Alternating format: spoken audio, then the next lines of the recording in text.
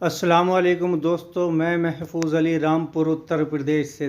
जैसा कि आप देख सकते हैं कि रामपुर के अंदर उपचुनाव होना है, जिसमें समाजवादी पार्टी ने अपना उम्मीदवार आसिम राजा के रूप में उतारा है और आज़म खान साहब, जो कि समाजवादी पार्टी के कद्दावर नेता हैं, वो आज शाहबाद गेट पर ईदगाह पर जनसभा को संबोधित कर रहे हैं और उनके विचार जेल से आने के बाद दूसरी जनसभा हम सुन रहे हैं उनकी, और हम चाहते हैं कि ये विचार आप भी सुने। लीजिए देखिए आली जनाब मोहम्मद आज़म खान साहब आपके सामने क्या विचार रखते हैं।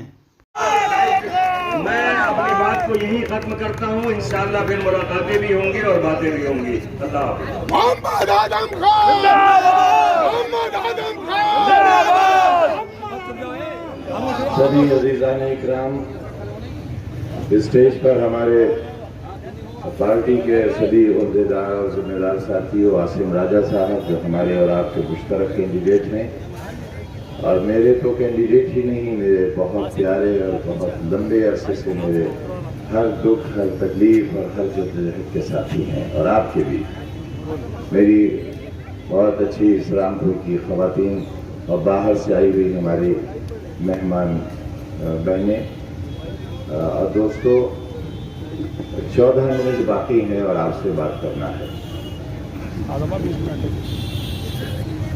क्या किया वो आपके सामने है, क्या मिला वो आपके सामने है, क्या चाहते थे न हो सका वो आपके सामने है, और अगर कभी फिर मौका मिला तो क्या कर सकते हैं वो आपके सामने है। लेकिन एक चीज़ जो आपसे बहुत पोशीदा रही, आपसे छुपी हुई रही और जिसे आप देख नहीं सके, जिसका आप उस तरह एहसास नहीं कर सके, उस तरह महसूस नहीं कर सके, वो थे 27 महीनों के वो दिन और तकरीबन 1 साल वो खौफ व दहशत का, जब हम आपसे बहुत दूर रहे। इस तरह कुल मिलाकर तकरीबन 3.5 बरस हमने ऐसे गुजारे हैं जो 350 सदियों से भी ज़्यादा अरसे के कहे जा सकते हैं। लेकिन उसका कोई गिला नहीं है, किसी से कोई शिकायत नहीं है। हमारे कर्म ही ऐसे थे, हमारे काम ही ऐसे थे। एक ऐसे इलाके को, एक ऐसी कौम को, एक ऐसे तबके को, एक ऐसे फिरके को, ऐसे लोगों को जो बहुत सताए हुए हैं, जो बहुत दुखी हैं, सैकड़ों साल जिनकी हुकूमतें रहीं लेकिन वो अपनी हुकूमतों में भी ज़लील व ख्वार रहे। उनके लिए कोई ना तालीम का इंतज़ाम हो सका, ना उनकी तरबियत का इंतज़ाम हो सका, ना उनकी खुशहाली का इंतज़ाम हो सका। सैकड़ों बरस हुकूमत करने वाले मुग़ल भी एक काम भी ऐसा नहीं कर सके जो उनकी याद का होता। हाँ, काम उन्होंने किए, ताजमहल बनाया तो हमारे किसी काम का नहीं है। दिल्ली का लाल किला बनाया जिससे हमें कोई फैज़ हासिल नहीं है। आगरे का किला बनाया उससे हमारा कोई लेना देना नहीं है। कुतुब मीनार खुदकुशी के काम आती है, लिहाजा वो भी हमारे यहाँ हराम है, उससे भी हमारा कोई लेना देना नहीं है। हाँ, अगर कोई ऐसा काम किया होता, कोई बड़ा कारखाना लगा दिया होता, कोई तालीमगाह बनाई होती, कुछ स्कूल बनाए होते, कुछ मदरसे बनाए होते, कुछ कॉलेज बनाए होते, कुछ यूनिवर्सिटियाँ बनाई होती, तो यकीनन मुल्क की तरक्की भी होती और हम भी दुनिया में ज़लील व ख्वार नहीं होते। ताजमहल के बजाय अगर उस पैसे से हिंदुस्तान में यूनिवर्सिटियाँ बनी होती तो शायद 100 यूनिवर्सिटियाँ बनाई जा सकती थी उस वक्त। अगर दिल्ली के लाल किले को न बनाया गया होता तो शायद और 100-200 यूनिवर्सिटियाँ बन जाती। इसी तरह आगरे का लाल किला और वो सारी चीज़ें जिससे मुग़ल पहचाने जाते हैं। लेकिन आज कोशिश क्या हो रही है, वो सब आपके सामने है। ताजमहल पर वो भी निशाना है और लाल किले को तो बाकायदा किराए पर उठा दिया गया है। वो तो ऐसा है जैसे मेरा और आपका किराए का मकान होता है, इस तरह वो किराए पर उठा हुआ है। ऐसे हालात में आपके बारे में सोचना और उस पर अमल करना मेरे लिए ही नहीं, हिंदुस्तानी सियासत में बहुत सूरमा पैदा हुए, बड़े बड़े लोग हुए, आजादी की लड़ाई में उनकी बड़ी कुर्बानियां भी रही, लेकिन सब कुछ देने के बाद भी कुछ दे नहीं सके। मैं किसी तनकीद के एतबार से नहीं कह रहा हूं। आजादी की लड़ाई लड़ने वालों में एक बड़ा नाम था मौलाना अबुल कलाम आजाद का, और 1952 में वो पहला चुनाव भी रामपुर से लड़े थे।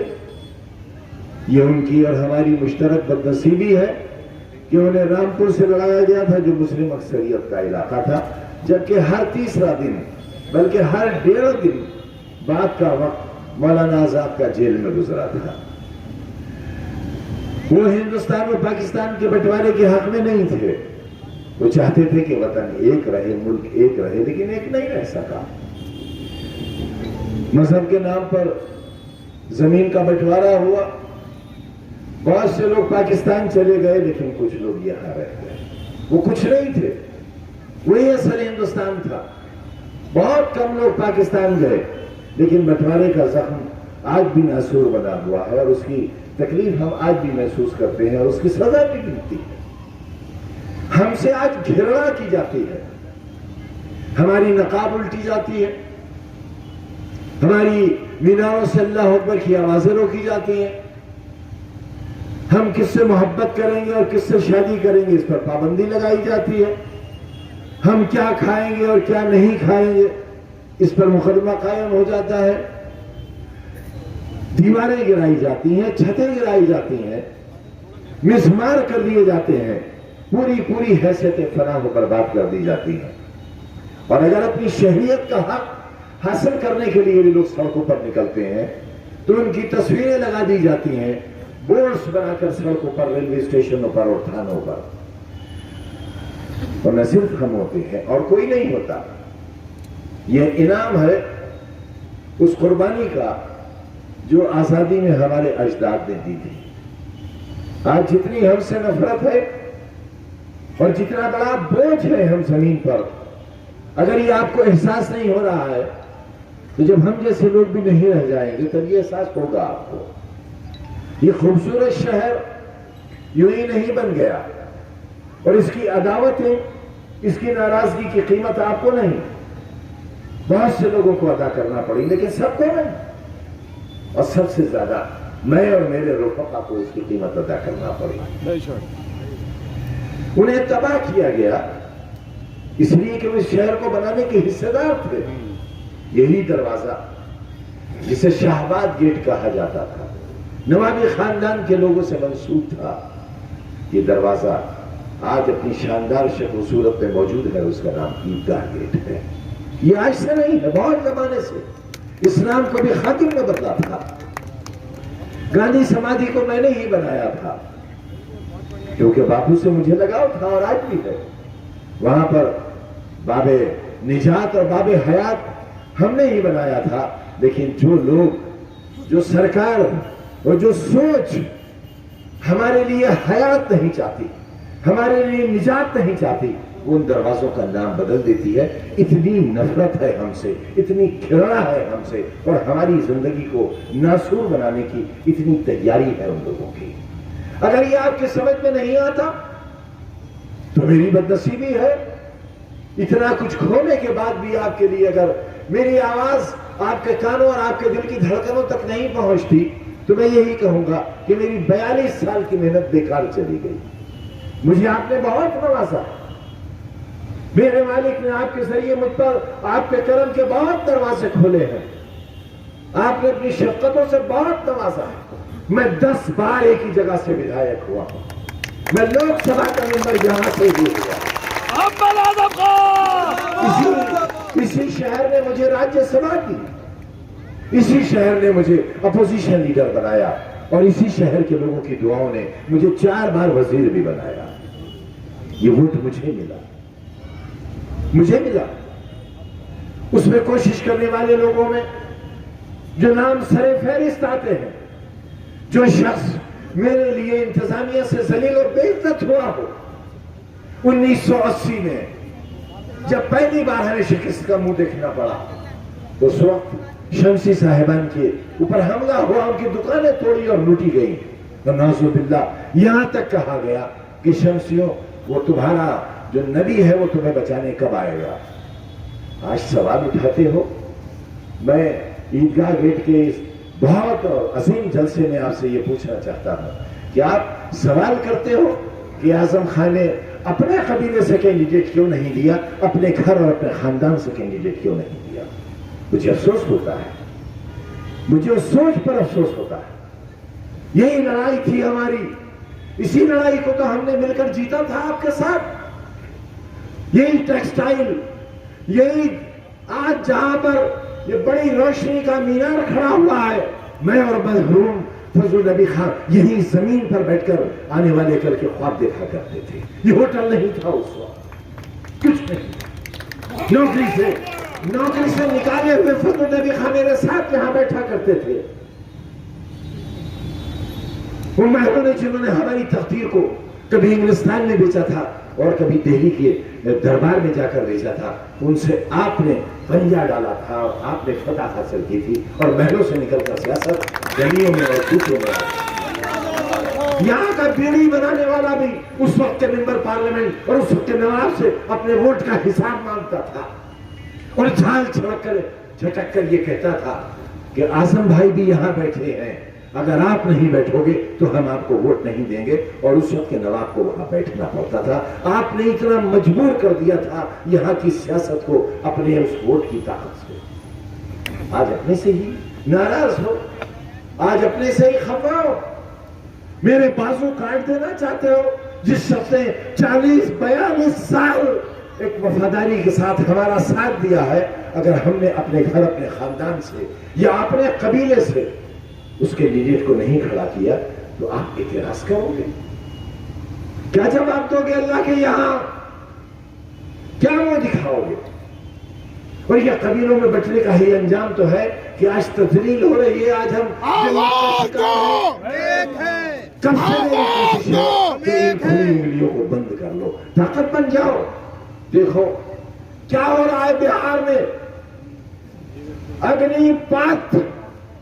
अग्निपथ ही बन गया, झुलस कर रह गई हिंदुस्तान की जमहूरियत।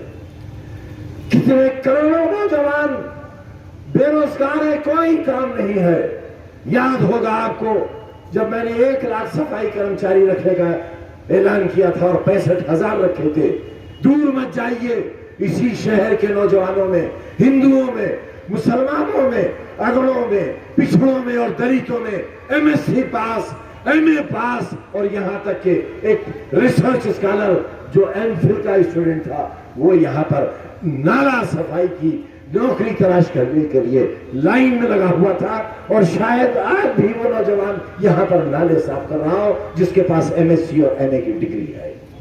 यह है मुल्क की बदनसीबी, यह है असल लड़ाई हमारी, खाली पेट के खिलाफ, भूख के खिलाफ। जिस जिस्म पर कपड़ा नहीं है उस बेजिस्म इंसान के हक के खिलाफ, हक के लिए और जुल्म के खिलाफ। क्या इसमें हमारा साथ नहीं देंगे आप? हमारी उस 27 महीने की उस जिल्लत से भरी हुई जिंदगी और तकलीफ से भरी हुई जिंदगी का बदला नहीं लेंगे आप? बढ़ जाएंगे आप इसमें कि कौन सैयद है, कौन पठान है, कौन पंडित है, कौन ठाकुर है, कौन शमसी है, कौन अंसारी है, इसमें बढ़ जाएंगे आप और सारी तहरीक का सत्यानाश कर देंगे।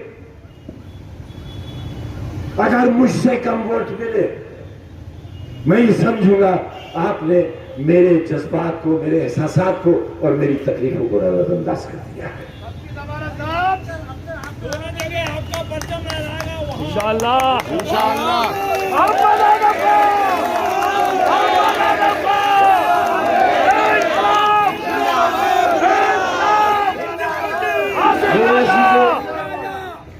मैंने कभी आपको किसी इम्तिहान में नहीं डाला। याद करें यहाँ जो नौजवान खड़े हैं, इनके दादा, इनके नाना मेरे साथ रहे हैं, मैं अब आपका बड़ा हूं। मैं एक बड़े के नाते आपसे कहता हूं, जाकर पूछो अपने नाना दादा से कि जब PSC और पुलिस और सीआरपीएफ टेक्सटाइल के मजदूरों के लिए और उनके खिलाफ मालिक के हक में आई और माइक से कलेक्टर ने ऐलान किया कि आजम खान साहब, यहां आपकी सरकार नहीं चलती है। हमने कहा कि नहीं, हमारी सरकार नहीं चलती है, आपकी सरकार इन बंदूकों पर चलती है और हमारी सरकार मजदूरों के दिलों पर चलती है। पता हमारी होगी, आपकी नहीं। और आपको ये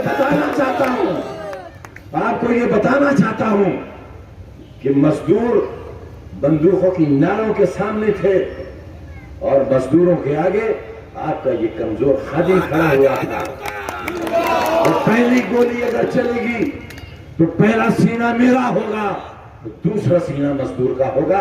मैं उन लोगों में से नहीं हूं, आपको काल दे दूं, हजारों लोग सड़कों पर निकल आए और बुलाने वाले अपने घरों के अंदर पर्दा करके छुप जाएं, मैं उनमें से नहीं हूं। बर्बाद हो गया रामपुर।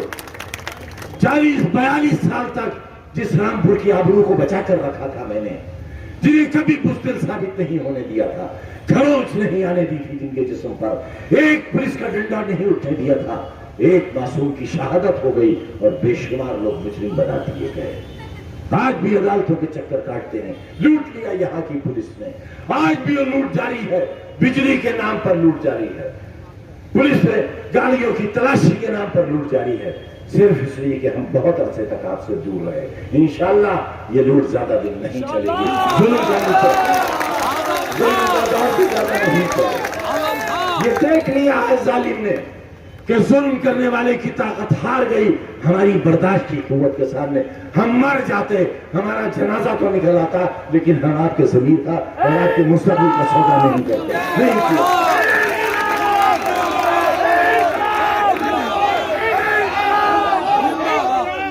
बचाओ मुल्क को,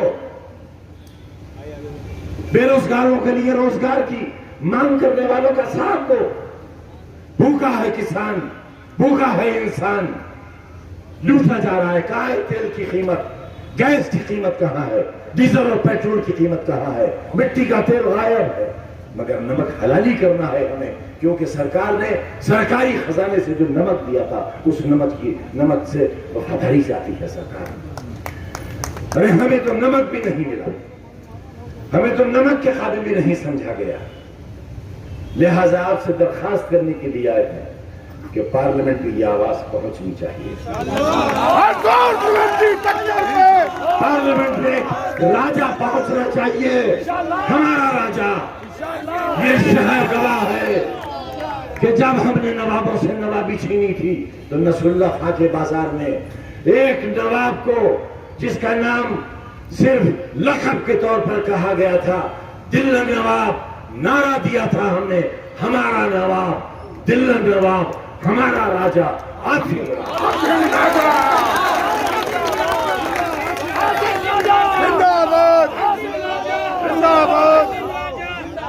पैगंबर इस्लाम की तौहीन करने वाले विश्वगुरु नहीं हो सकते।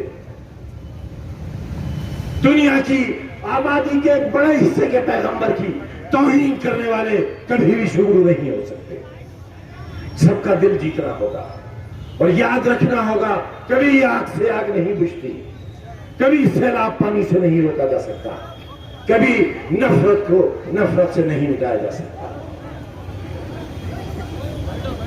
क्यों जा रहे हैं? अभी मैं कहां जा रहा हूं? एक मुकदमा ही तो कायम हो जाएगा बस। अभी 10 नहीं बजे हैं, नहीं बचे हैं अभी 10। अरे हजारों मुकदमे हैं, कई 100 जिंदगियां चाहिए मुकदमा लड़ने के लिए, लेकिन जिगर बाकी है। देखते हैं तीर चलाने वालों की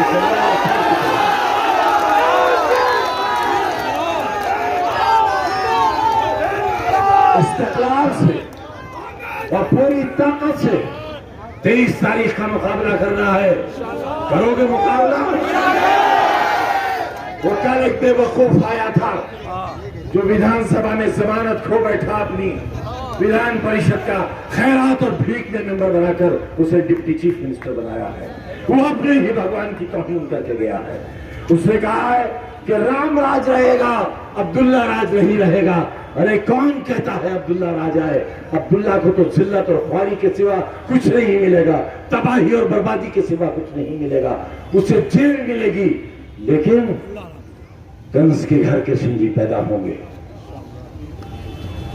आएगा वो दिन।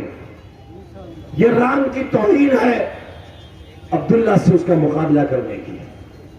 मैं हिंदू भाइयों से कहना चाहता हूं कि अपने धर्म की तौहीन अपनी ही सरकार से मत होने दो।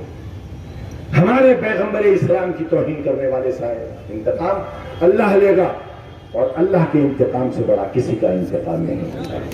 तो सब्र के साथ अल्लाह पर छोड़ दो, और फिर देखना कि सूअर की शक्लें बन जाएंगी इन लोगों की। बहुत बहुत शुक्रिया। इंकलाब, इंकलाब, आसिम राजा, समाजवादी पार्टी, आसिम राजा, टीपू को सुल्तान बना दो, आसिम को राजा बना दो। इंकलाब, इंकलाब, इंकलाब। कोई घर में नहीं रुकेगा 23 तारीख को। कोई माँ, कोई बहन, कोई बेटी, कोई बुजुर्ग, कोई भाई नहीं रुकेगा। मुकाबला सख्त है, घोड़ों की दौड़ है, एक आगे निकलता है फिर दूसरा आगे निकलता है, लेकिन इंशाअल्लाह राजा की रेस इतनी आगे होगी और लाखों से जीतेंगे। बहुत बहुत